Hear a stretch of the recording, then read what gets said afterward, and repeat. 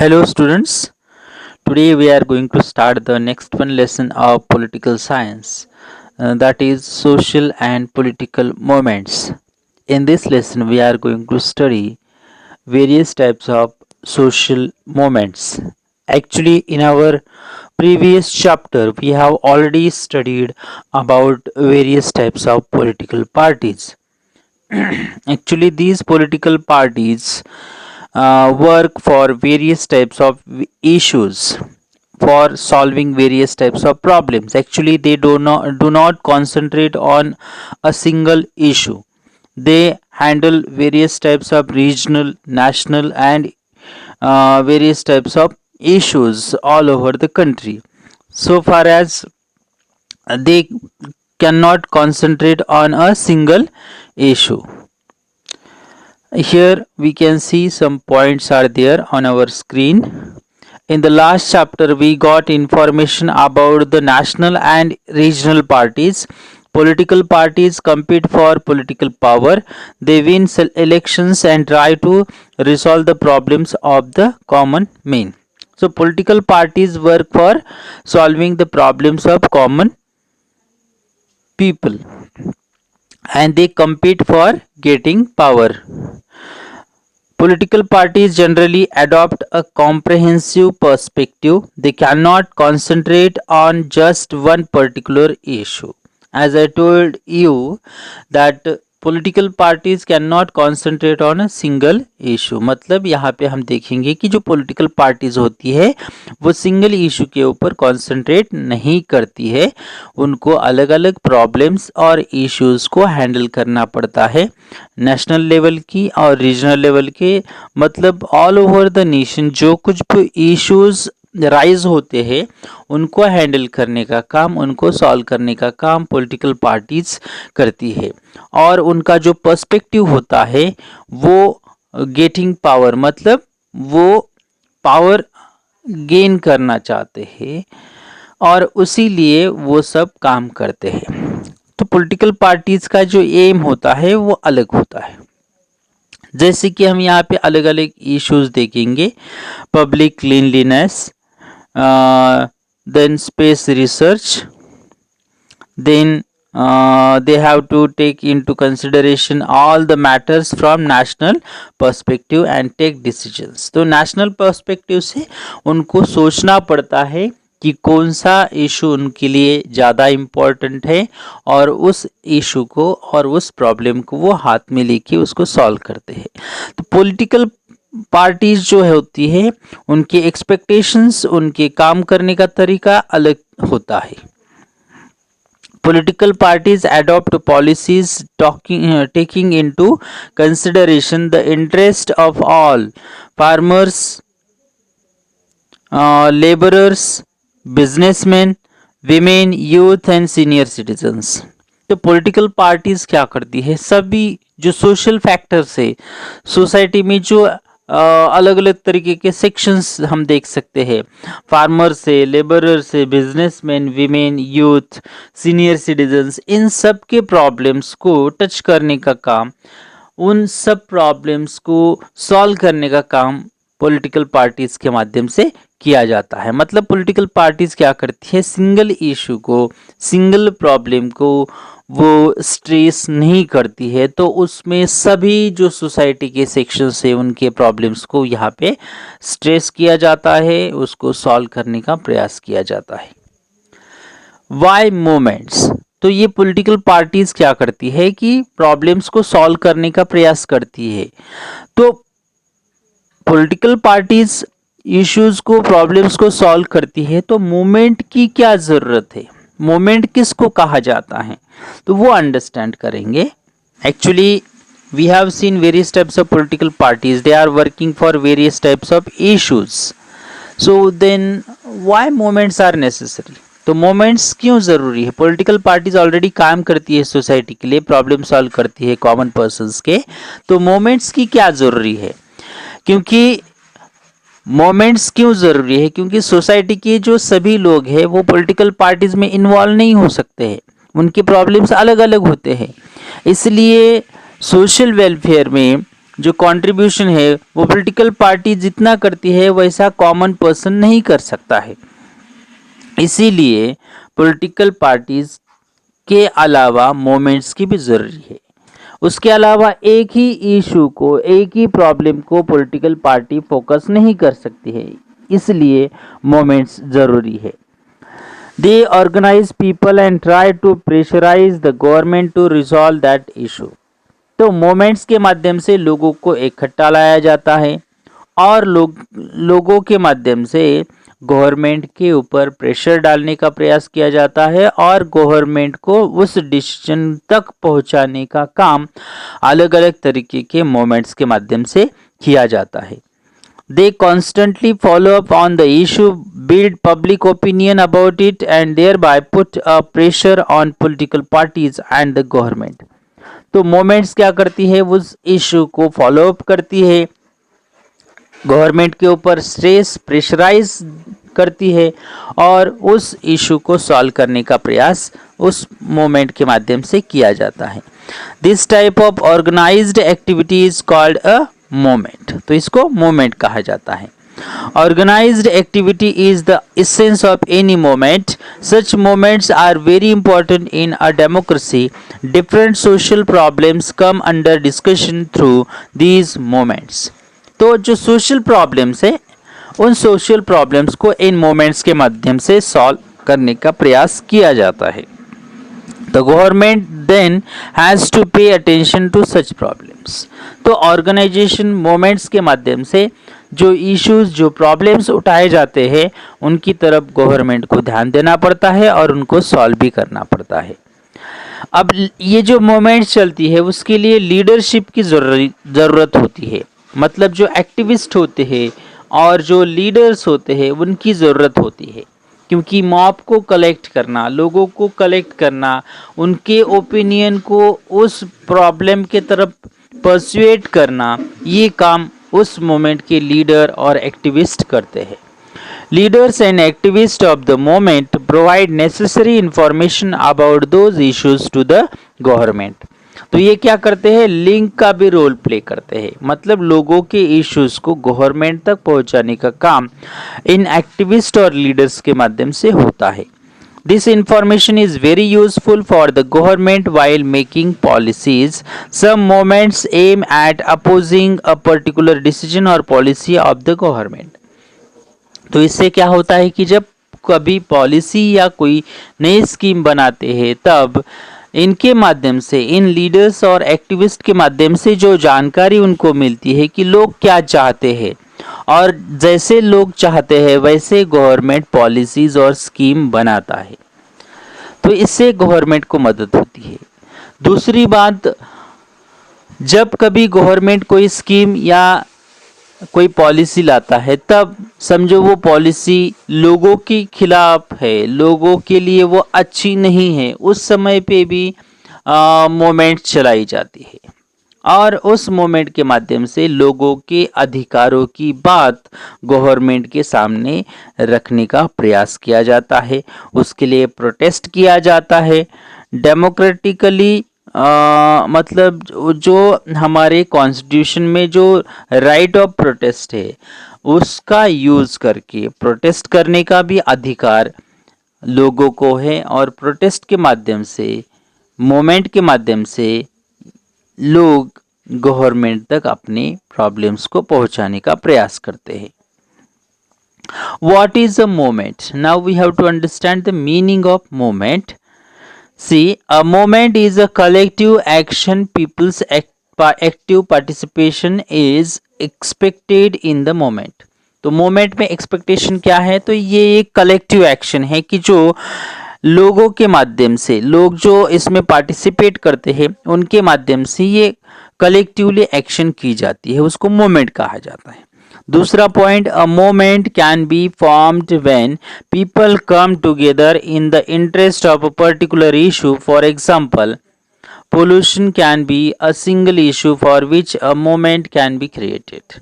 तो मूवमेंट के लिए क्या जरूरी है, तो इशू जरूरी है और वो कॉमन पर्सन का, कॉमन इंटरेस्ट का इशू होना चाहिए। मतलब सभी उसी से अफेक्टेड होने वाले लोग होने चाहिए। ऐसा इशू लेके मूवमेंट चलाई जाती है, जैसे कि पोल्यूशन। अब हम देखेंगे कि पोल्यूशन के माध्यम से सभी जो सोसाइटी के सेक्शन है उनको अफेक्ट किया जाता है, बच्चे हो, बूढ़े हो, यूथ हो, इन सब को अफेक्ट किया जाता है। तो इसलिए ये एक कॉमन इंटरेस्ट का इशू है, तो इसको लेके मूवमेंट चलाई जा सकती है। Sorry, a movement has a particular social objective or a focused problem. For example, movement against corruption aims at ending corruption.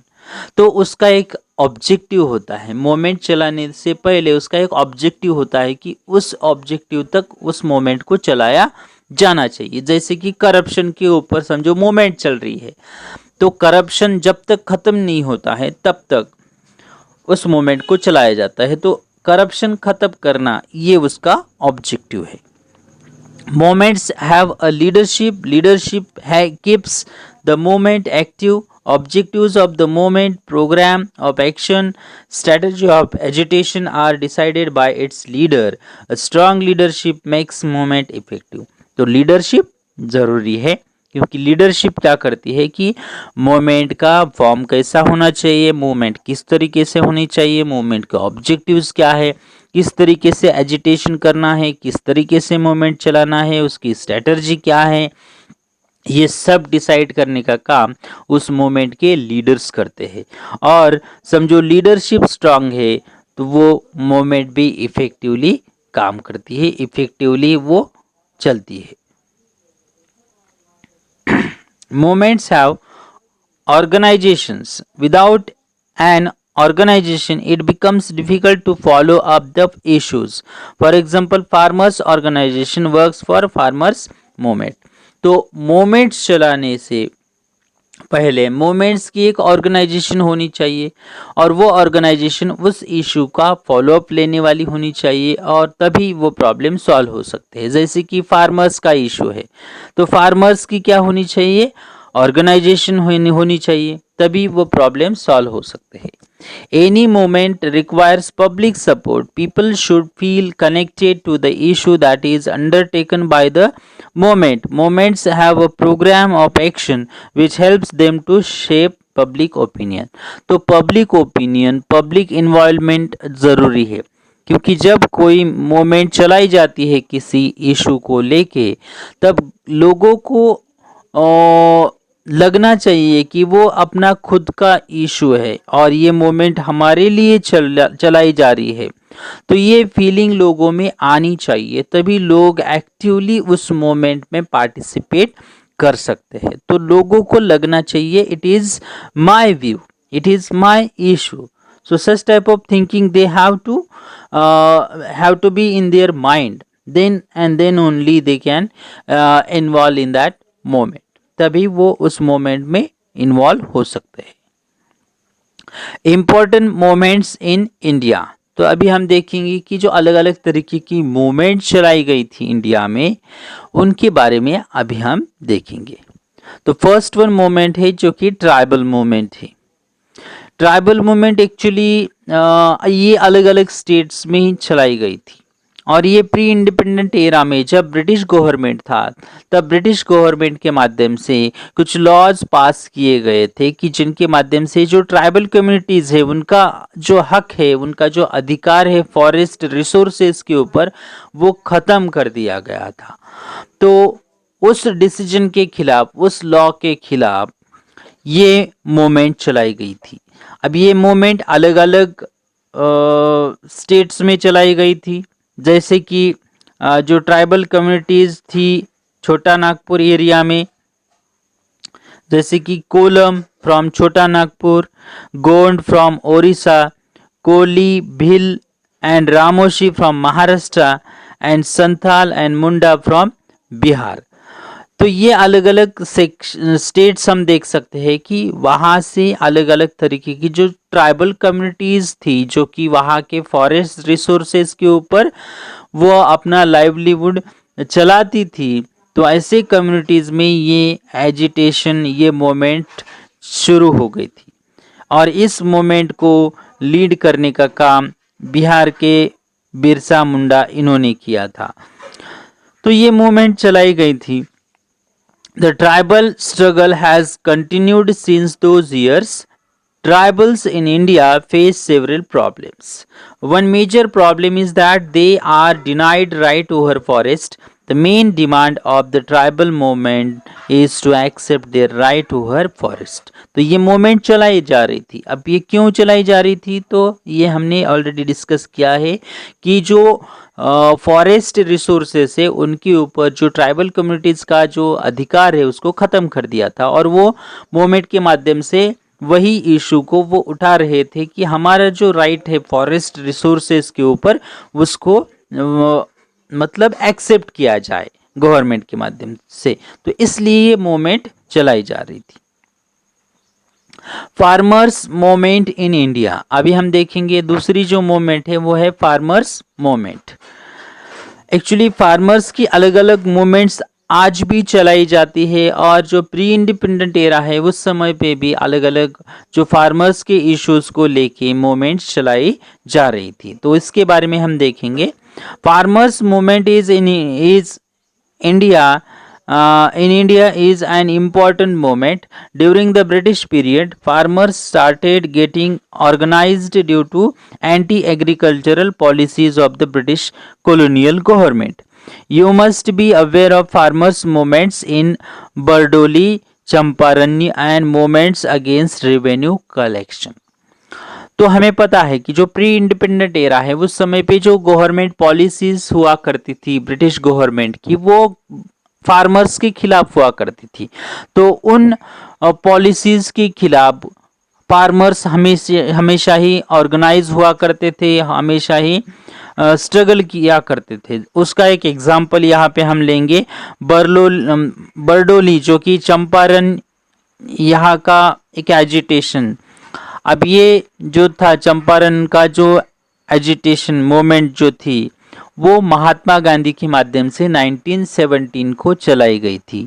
ये फर्स्ट मूवमेंट थी महात्मा गांधी की। महात्मा गांधी जब साउथ अफ्रीका से इंडिया में वापस आ गए थे 1915 में, उसके बाद में फर्स्ट मूवमेंट चलाई थी चंपारण में महात्मा गांधी ने, जो कि ब्रिटिशों के खिलाफ थी। ब्रिटिश गवर्नमेंट फार्मर्स के ऊपर उनकी पॉलिसी इम्पोज कर रहे थे कि जो कैश क्रॉप है इंडिगो का, तो उसी को फार्मर्स को उनके खेतों में उगाना पड़ेगा।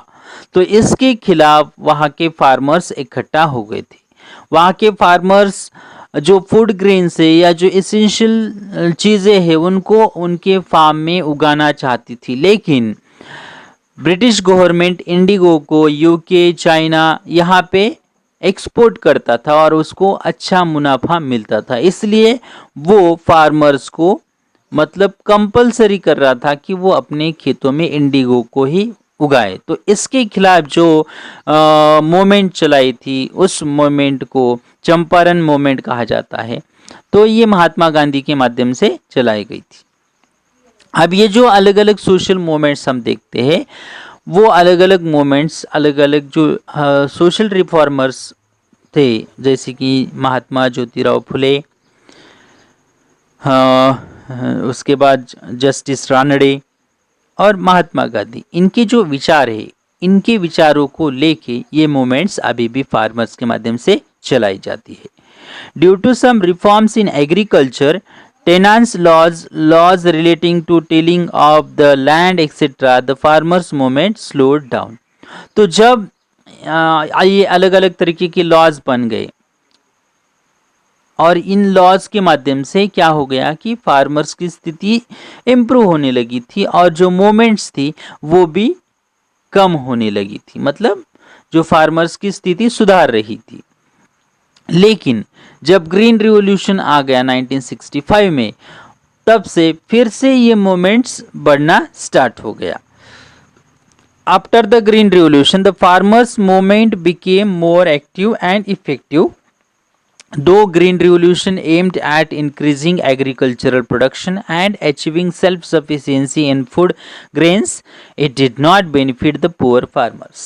तो ग्रीन रिवॉल्यूशन से जो फूड ग्रेन का प्रोडक्शन है उसको बढ़ाने के लिए इंसेंटिव्स मतलब उसके लिए चालना दी गई, लेकिन उसका जो बेनिफिट है वो पुअर फार्मर्स को नहीं हो रहा था, इसलिए उन्होंने मूवमेंट्स करना, एजिटेशन करना शुरू कर दिया था।